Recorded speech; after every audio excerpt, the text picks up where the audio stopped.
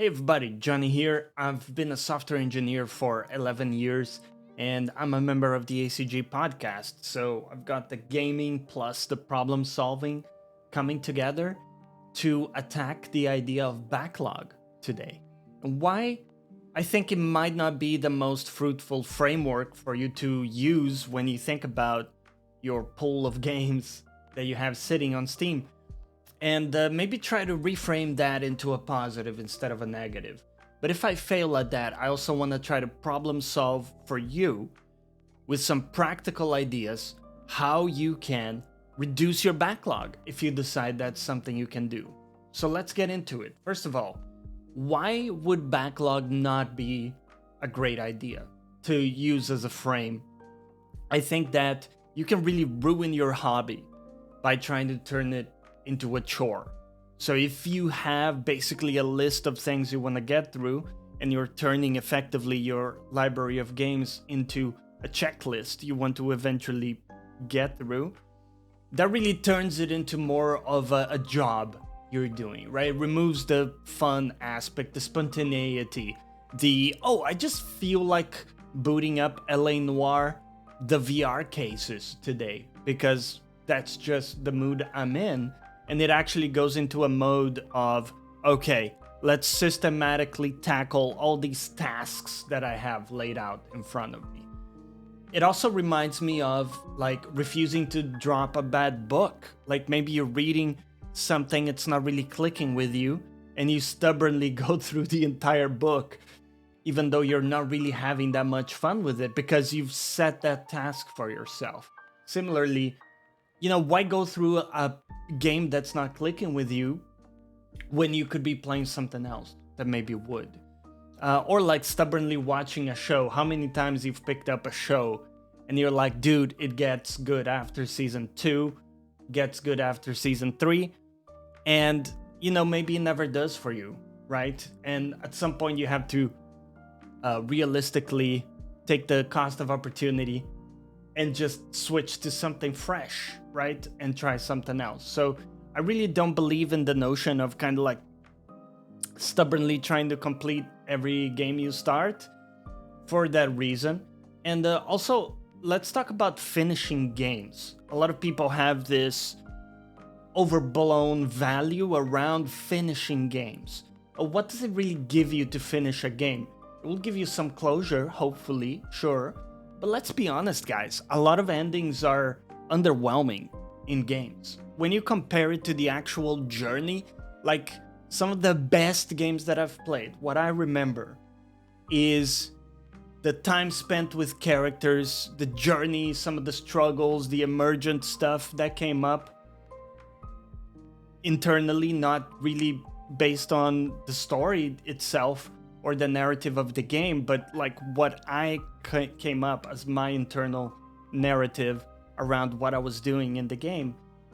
Just to give an example, Fallout 4, I have so many little memories of things that I was doing, projects that I was doing that didn't have anything to do with the story itself.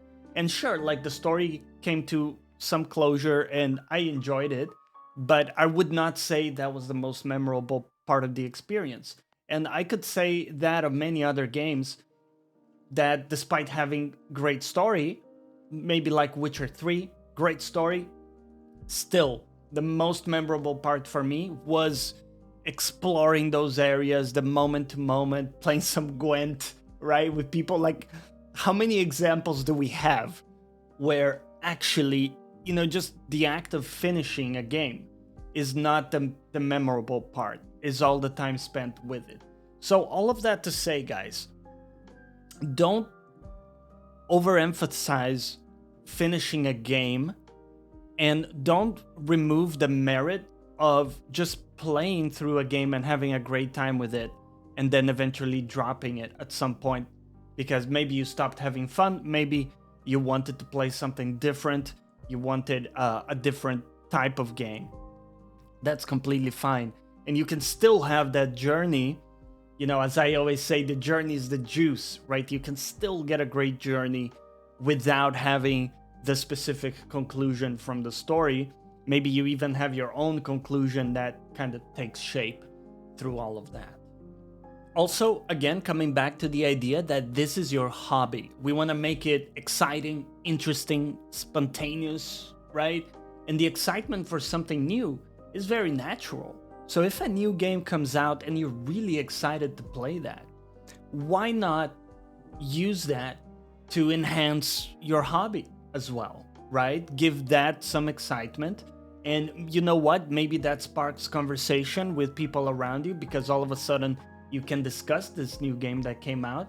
I can say that because I'm in the podcast, and for me, it is the juice to be able to talk about those games with the guys and have those reference points so that we can bounce off.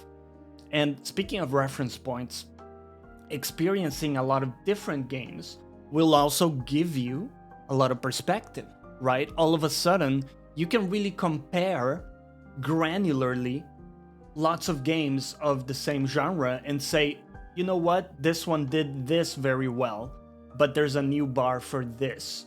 And that's where discussion gets really, really interesting. And you yourself start appreciating when certain things are done really well because you have the contrast of when it isn't done well, right? So getting that perspective is really, really nice as well to build your wealth of knowledge and just give you that contrast and that reference when you're playing a new game and you're judging how well it's doing something or isn't.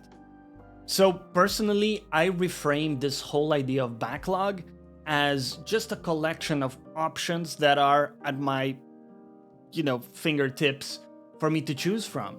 And depending on what I want, what mood I'm in, what I'm seeking, what really fits the moment, I will pick something and I'll have a great time with it without worrying, am I ticking a box? Was that the next game I had in the docket? That type of thing is just completely removed for me. And I think it's a much better reframe to just think of all your backlog as kind of like a potential pocket of energy that eventually you will kind of actualize, right? Actualize that potential into an experience. But you're gonna do it when it's the right time, when you're in the mood for that type of game, when you're, maybe you have the scratch for a Souls game. So you're like, you know what, let me go, let's see what I have there.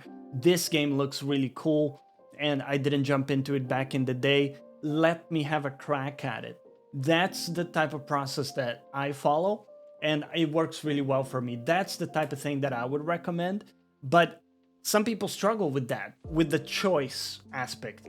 And I really want to differentiate the problem of backlog from a decision or like indecision problem. So I really think if you have this option paralysis situation, which a lot of people do, very normal, I think that's more of an indecision problem rather than something to do with your backlog directly. So we can do a whole other video about indecision and how to be more decisive. I think that's actually a good idea for future me.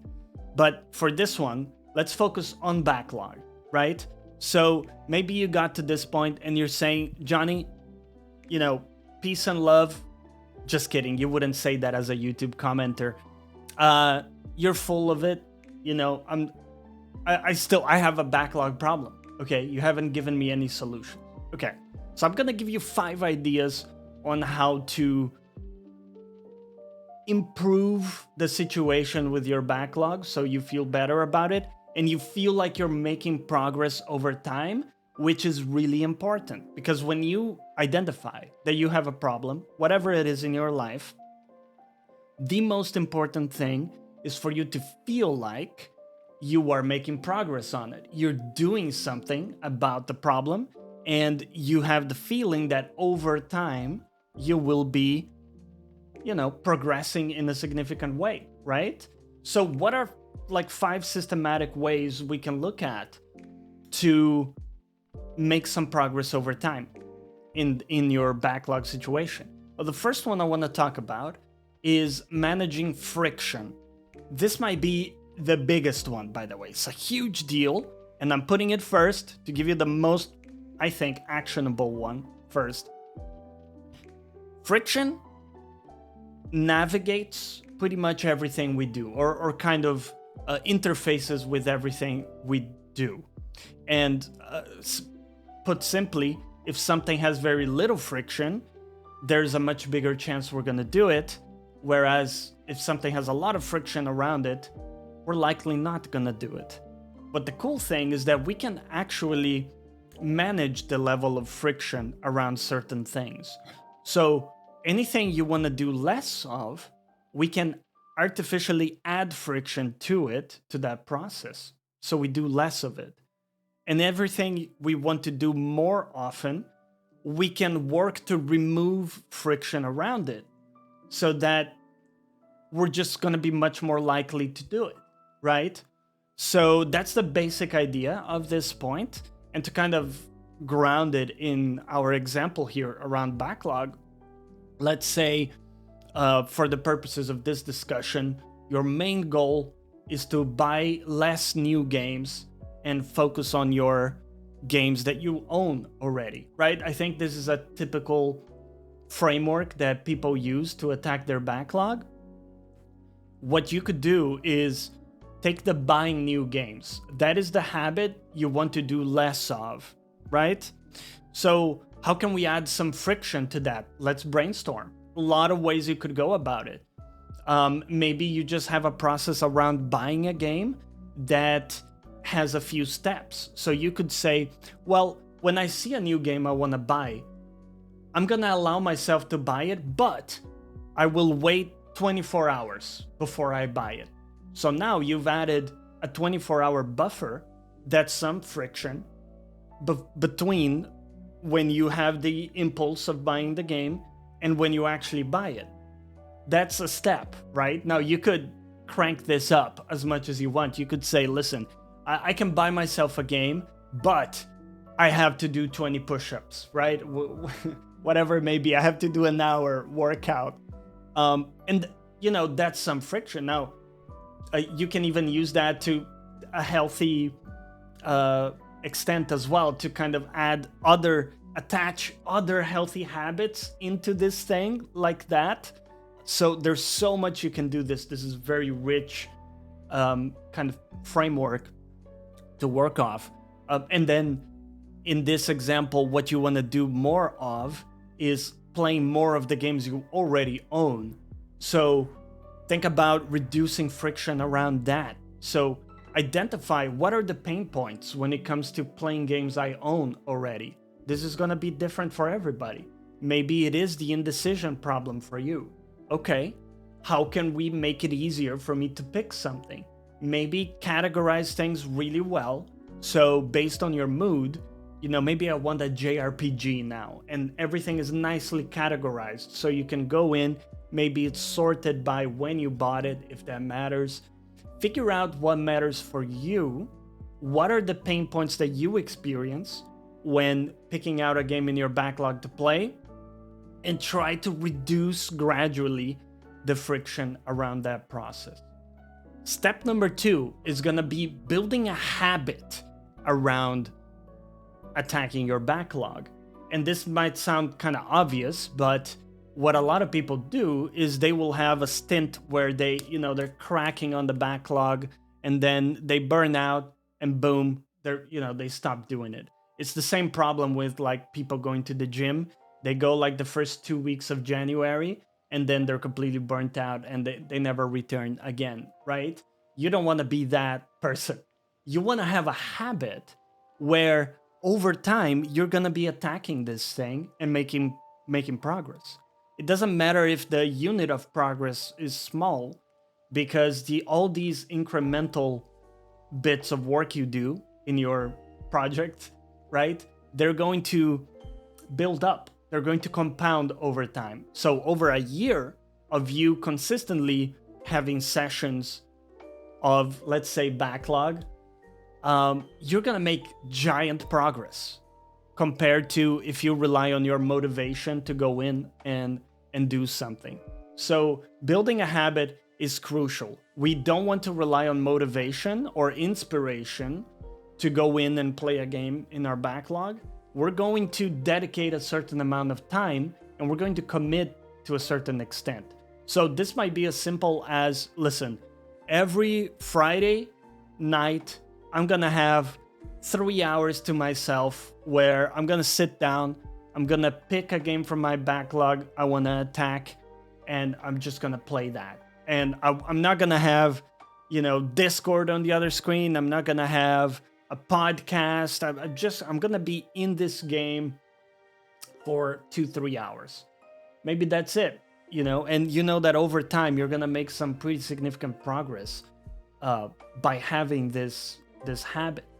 So the important thing there is you need to open up this time in your life, because if you keep hoping that I'll just do it when it fits, or when I feel like it, that might not really come, and it might not line up with when you're able to do it. You might feel like doing it, but you're just busy at the time. So really important to open up this time and do it however you want, right?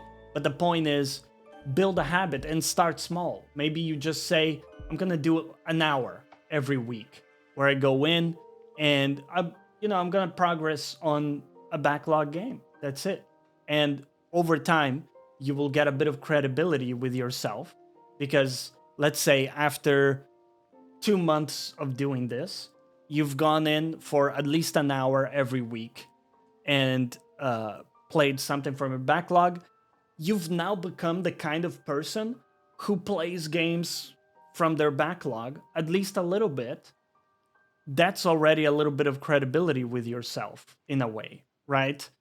And so this is something you're building over time. And the more you do it, the closer you become to that person who plays the games in their backlog, right? Because what defines that type of person is precisely the act of doing the thing. So I know it's kind of circular, but the whole thing boils down to doing the thing. Okay? So by setting a habit that you can follow, you gain credibility with yourself, and you start to just gradually become the kind of person who does the thing you're seeking, which in this case is playing games from your backlog, And you can frame that as however you want. Maybe it is playing a specific number of games, or it could be focusing on one single game until you finish it, however you want to do it, right? The point would be more just around having this be something you do. And that starts with commitment, setting the time aside, and doing it. Then, just demonstrating, regardless of whether you're motivated or not. Just like going to the gym, guys. You create this habit for yourself, and this creates a system that makes it so over time, you're going to be making progress on your backlog. Number 3 is community engagement. So I recommend using Discord to talk to other people who are also going through this. And right now, I'm going to put my grain of sand here to try to help as well. We'll create right now a channel in our Discord. If you want to join, chat to us about your backlog. What is the game you're tackling next? We're gonna have this channel where everybody gets in there, and you guys talk about what is the backlog game you're tackling. How's your backlog journey going? Tell us about your gaming experiences. Maybe encouraging other people when someone, if someone falls off the wagon, you can kind of encourage each other and use it to post screenshots, get excited about games you're playing, games you're gonna play next, and that type of stuff. I think that community can really help, and we see this again. I know I keep going to the gym analogy, but I think it applies that the group aspect can be really good. If you're surrounded by people who are going to the gym and are active and are strong, right, and they have drive to do stuff, that's gonna infect you as well. And conversely, if all your friends are kind of lazying about and refusing to ever do anything active, that's also gonna kind of stick with you. So it's a lot about also finding a group that cares about you care about, and sharing those experiences in there, getting other people excited about what you're doing as well, can really help your journey.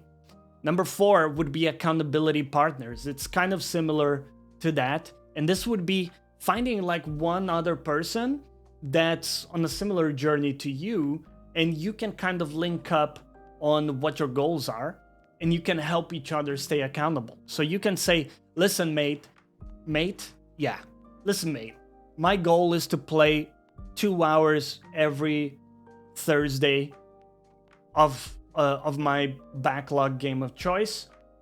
I want you to keep me accountable, right? I'll tell you if I did it or I didn't do it this week, and you'll just tell me, listen, man, you said you were gonna do it, you didn't do it. What happened? Talk to me about it, right? I'm in the mud with you. Let's see what's going on. And you have this kind of accountability process where you help each other stay on track, similar to the gym. I know I keep going back to that, but similar journey there with the gym for a lot of us. And the last idea that I have for you today is journaling. It sounds kind of cringe, but actually journaling about the game you're playing. Let's say you pick a backlog game, you're going into that, you're getting into it.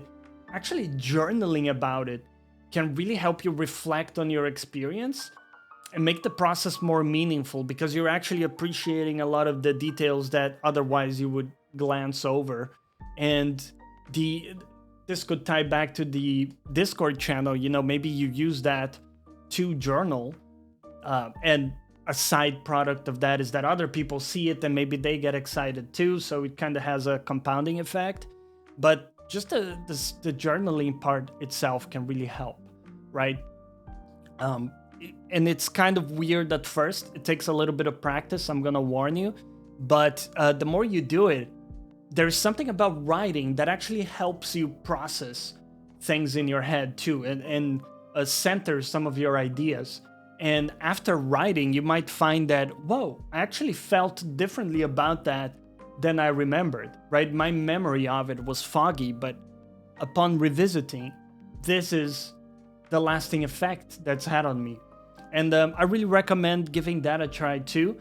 And again, check out our Discord channel if you would like, and let us know what is your backlog game that you're tackling next. And remember, guys, stay positive. This is your hobby. This is fun. And let's always bring it back to fun. How can we enhance our hobby, right? How can we make it more enjoyable? And also throw some spontaneity in there, as well as having these systematic ways that we set up to make progress in it. Don't operationalize it so much that it becomes this sort of craft. Really take it a bit in a lighthearted way as well, right? Because it is a fun thing. At the end of the day, it's not a big deal if you fall behind in your backlog too much. Nobody's out there going to people's flats and saying, "Hey, buddy, Johnny, did you do the backlog session today? Yes or no? Yes or no?" That may be your accountability partner coming to talk to you. But I hope some of these ideas helped you, or at least shook the box a little bit. And if they did, let me know down below, and let me know what other idea I should think about next, and we should try to problem solve together. And thank you for watching. I'll see you next time.